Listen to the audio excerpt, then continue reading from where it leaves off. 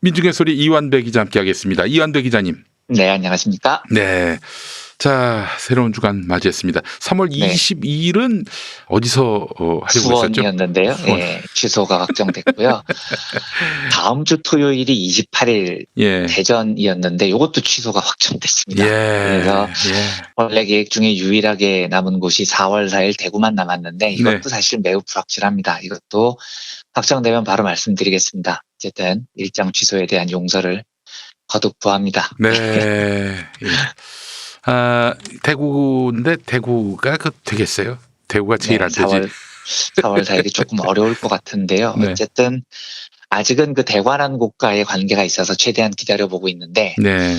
아마 이번 주 중에나 아니면 다음 주 초면에 확정이 될 것 같습니다. 확정되면 갑자기 말씀드리고 네. 하늘에서 그 코로나19 네. 치료제가 나와가지고 네. 모든 확진자가 다 낫고 또 네. 백신까지 다 확보가 돼가지고 다 네. 접종받아서 종결되는 그런 상황이 아니고서는 거의 불가능하지 않을까 싶은데. 그렇죠. 좀 어렵죠. 뭐 조심하는 것이 나라의 방침이고 그걸 따르는 게 국민의 도리니까요. 그렇죠. 하여튼 굉장히 보수적으로 준비를 해서 네. 언제 하죠 이러면? 뭐, 올 가을에 뵐게요. 뭐 이렇게 예. 말씀드릴 수도 없고. 봄에 뵈야죠. 봄에. 다 간 다음에 다 지나간 네. 다음에 해야 되지 않겠나 네, 싶습니다. 그렇게 하겠습니다. 네. 바로 가도록 하겠습니다. 네. 자, 오늘 어떤 이야기 해볼까요? 네, 오늘은 일본이 왜 코로나 사태에 대해서 거짓말을 할까라는 주제로 이야기를 나눠보겠습니다. 네. 오늘 브리핑은 듀크 대학교 경제학과 교수이자 저명한 행동경제학자인 댄 에리얼리의 연구를 기반으로 말씀을 드릴 겁니다. 네. 오늘 주제로 넘어가기 전에 하나만 먼저 짚어볼게요. 일본 사이타마현이 최근에 3,000장의 마스크를 유치원에 풀었는데 제1조선인 아이들이 다니는 유치원만 쏙 빼고 배포한 사실이 밝혀졌죠. 그래서 왜 그랬냐고 물었더니 사이타마의 해명이 조선인의 마스크를 주면 조선인들이 그걸 딴 데 팔아치울 수 있다, 뭐 이딴 개소리를 이것 때문에 제1조선인 단체들과 인권단체들이 엄청난 항의를 했고 뭐 이런 항의 덕인지 결국 마스크를 주기는 줬다는 건데 진짜 비열한 놈들이죠. 이딴 놈들이 경제 대국이랍시고 주접사는 거 보면 정말 토가 나오는 겁니다. 네. 그런데 이게 이런 비인간적인 차별이 얼마나 나쁜 짓인지는 더 말할 필요조차 없습니다만 제가 정말로 얘들이 병딱 같다고 생각하는 건 경제학적으로도 저런 행동은 너무 비효율적인 겁니다.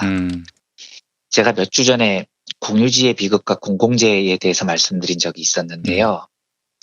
이런 공공재 문제가 발생했을 때 우파 시장주의자들의 해법은 소유권을 명확히 하자라는 주장이라고 이야기를 드렸죠. 이건 네 거, 이건 내 거 이렇게 정확히 갈라주면 사람들이 내 거는 아껴 쓸 테니까 공유지의 비극이 없어진다, 낭비가 없어진다, 뭐 이제 이런 주장입니다. 그런데 이 주장이 맞고 틀리고를 떠나서 소유권을 명확히 할 수 없는 게 있다고도 말씀을 드렸습니다. 그 예로 들었던 게 대기오염 같은 거죠. 공기를 어떻게 소유권을 명확히 하냐는 거죠. 뭐 여기서부터 여기까지는 내 공기, 저기서부터 저기까지는 쟤네들 공기. 그래서 내 공기만 잘 깨끗하게 써. 이게 불가능하잖아요. 그렇죠. 예. 내 공기 아무리 깨끗하게 해봐야 옆집에서 넘어오는 걸 어떻게 막겠습니까? 그래서 이런 재화는 시장에 맡길 수가 없다는 게 경제학의 가르침입니다. 왜 유엔이 강제적으로 기후협약이라는 걸 맺겠습니까? 여긴 니네 나라 공기, 여긴 우리나라 공기, 각자 나라 공기 이기적으로 깨끗하게 쓰자. 이게 안 되니까 그렇게 하는 겁니다. 그런데 지금 일본 우파들이 민족 차별한다면서 제1조선인들에게 마스크를 안 줬다는 거죠. 물론 인권적으로 절대 해서는 안 되는 짓이지만 원래 그런 놈들이니까 뭐 그렇다고 치고요. 경제학으로 보겠습니다. 그래서 제1조선인들 마스크를 안 주고 감염되도록 냅둬요. 그러면 일본 지들은 감염이 안 되냐고요. 코로나 바이러스가 공기 중에서 떠다닐 때 조선인 집들 주변에서만 떠다닙니까? 조선인들만 집중 공략한대요. 뭐 이런 뷰딱 같은 발상은 도대체 어디서 나오느냐는 겁니다. 성경에 나오는 어떤 그런 신화적 이야기에선 가능하죠. 이스라엘 백성들만 아, 그렇죠. 네. 피해서 재앙이 닥친다는 뭐 그런 모세 시대 아니, 이야기. 기독교도 안 믿는 놈들이 무슨 네. 그런 걸 믿는다고 그러면은 제가 반은 이해하겠는데 예, 예, 예. 기독교인들도 별로 없는 놈들이 무슨 웃긴 이야기인 겁니다, 이게요. 예. 이게 바로 공공재의 특성이라는 겁니다. 지난번 브리핑 때도 말씀드렸지만 공기, 국방, 보건 이런 공공재는 배제 불가능성, 그러니까 특정인을 배제할 수 없다는 특징을 가지고 있습니다. 국방이 왜 공공재냐? 누가 밉다고 걔만 국방 서비스에서 쏙 뺄 수가 없기 때문입니다. 전두환이 밉다고 군인들이 전두환만 안 지켜줄 수가 없잖아요. 나라를 전체적으로 다 지키는 거죠. 감염병도 마찬가지입니다. 제가 우리나라에서 제일 역같다고 생각하는 인물이 전두환이지만 네. 그렇다고 전두환 저 새끼 감염병 걸려라 이럴 수가 없는 거예요. 왜냐하면 걔가 걸리면 연희동 주민들이 다 위험해지기 때문입니다. 그런데 감염병 사태를 대처하는 한 나라 정부가 특정 민족을 차별한답시고 그 민족에게 마스크 배포를 안 한다. 그러니까 지금 일본이 감염병에 안 잡히는 겁니다. 네. 정부가 머리가 나쁘니까 나라가 그 모양 그 꼴로 돌아가는 거죠. 한심한 놈들인 겁니다. 자, 뭐 서론은 여기까지 하고요. 네. 이제 오늘 본론으로 넘어오겠습니다. 지금 일본이 감염병과 올림픽 때문에 난리죠. 네. 국제올림픽위원회 IOC에서 곧 긴급회의를 소집한다고 하는데요. 네. 아마 방송 들으시는 분들은 시간에 따라서 이미 IOC의 결정을 들으셨을 수도 있을 것 같은데 저희는 지금 16일 밤에 녹음을 하고 있으니까 아직은 이야기를 못 들었습니다만 예. 들리는 이야기로는 IOC가 조만간 연기가 아니고 아예 취소할 수도 있다 이런 보도가 나옵니다. 심지어 IOC가 이미 취소를 결정했고 일본에 통보도 했는데 아베 정부가 발표를 미루고 있다는 일본 현지의 보도도 있었다고 합니다.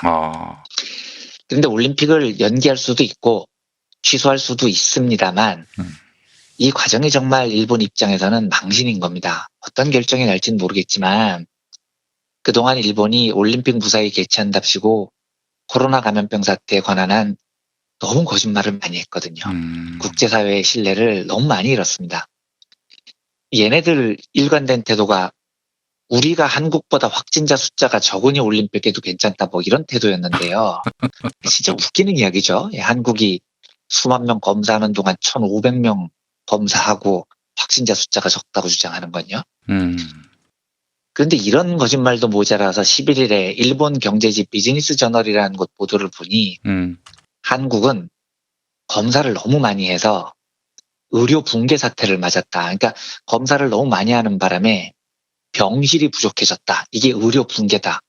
반면에 일본은 검사를 많이 안 해서 지금 병실이 충분하다. 우리는 의료 붕괴를 피했고 일본의 선택이 옳았다. 뭐 이런 황당한 보도를 했다는 겁니다.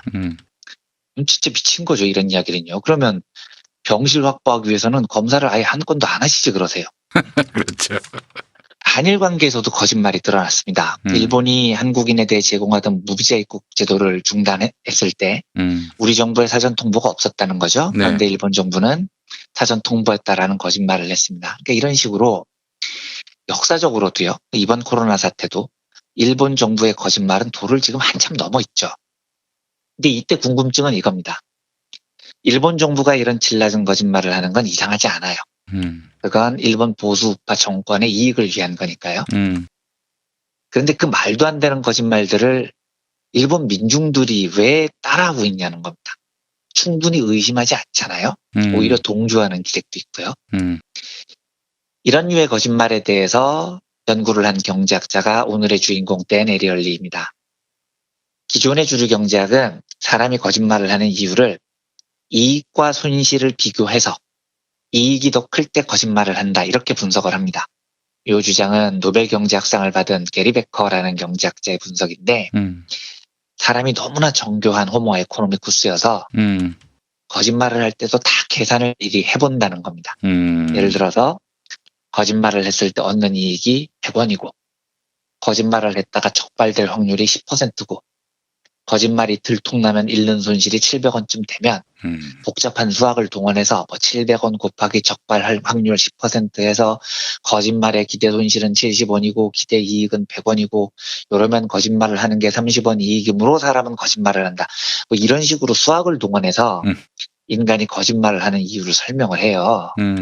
그런데 이 좀 웃기는 이야기죠. 물론 뭐 똑똑한 사람 중에 이렇게 하는 사람도 있겠지만 네. 대부분 사람들이 거짓말을 할 때 이런 복잡한 계산을 할 리가 없잖아요.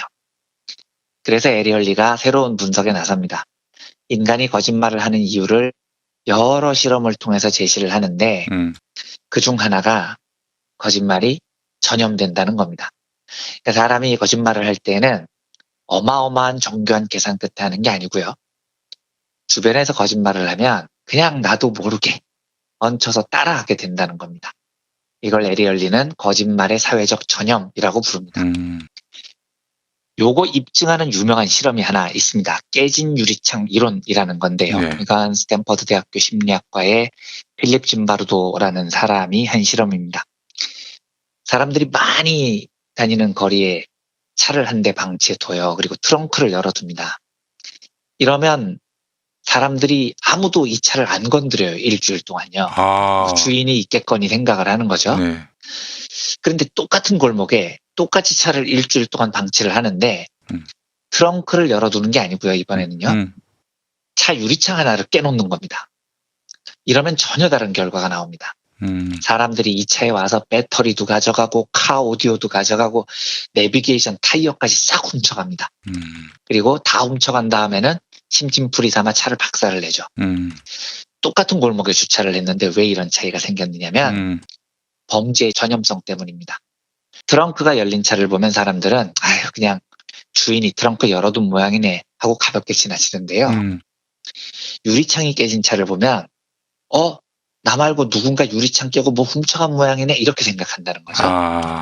이때부터 사람들은 야 어차피 누가 지금 저기에서 뭘 훔쳐간 거 아니야. 그럼 나도 좀 훔쳐가면 어때? 라는 유혹에 빠져듭니다.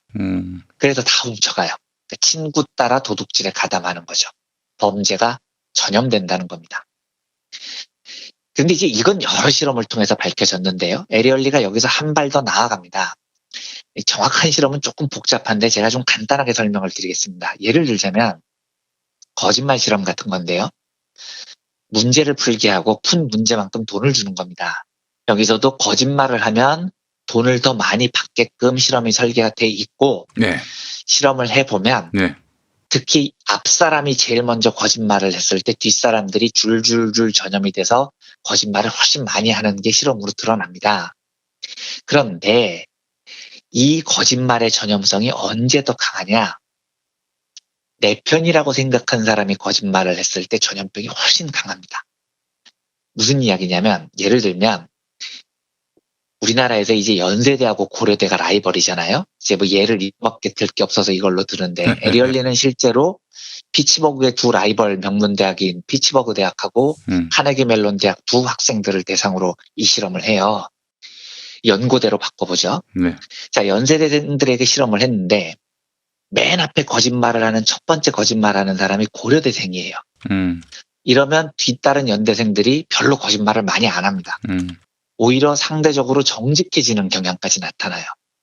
그리고 이 연세대생들이 맨 먼저 거짓말한 고대생을 연락에 욕합니다. 역시 고려대 놈들 거짓말쟁이들이야. 구제불능이야 저 새끼들. 네. 이런 식이 됩니다. 그런데 맨 앞에 첫 번째 거짓말한 애가 같은 연대생이잖아요. 줄줄줄줄 따라서 다 거짓말을 합니다.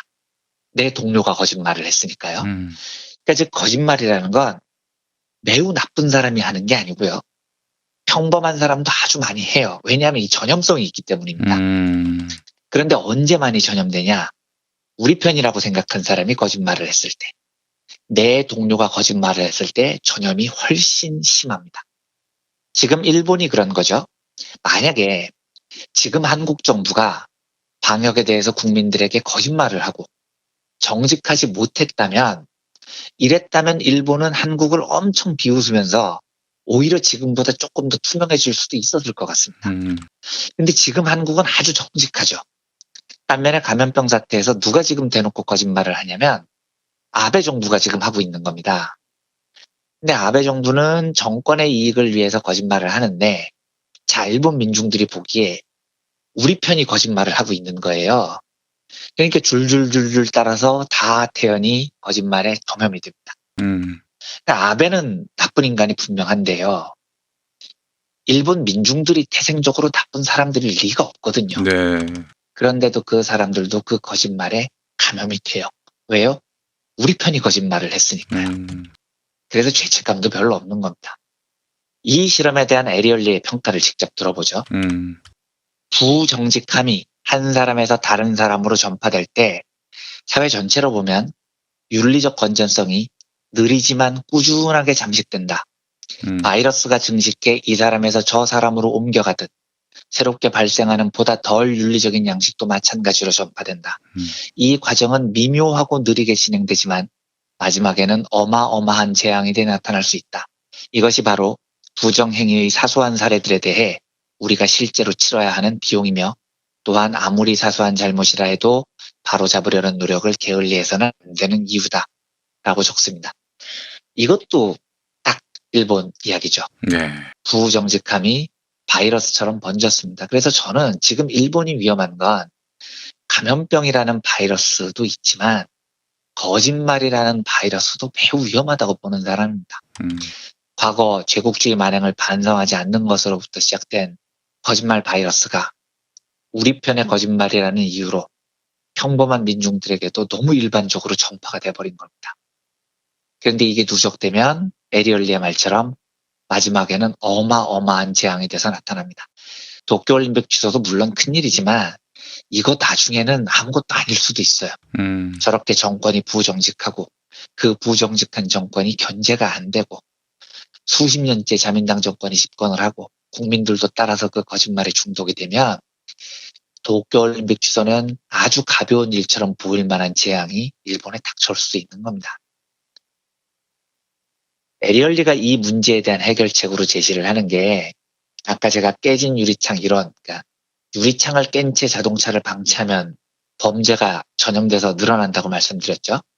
에리얼리 해법은 유리창 깨진 자동차를 보자마자 유리창부터 끼워 넣으라는 겁니다. 그러니까 사람은 좀 나약해서요. 주변 사람들이 거짓말을 하면 이게 전염이 돼요. 그러니까 첫 번째 거짓말을 발견했을 때 빨리 바로잡는 게 중요하다는 겁니다.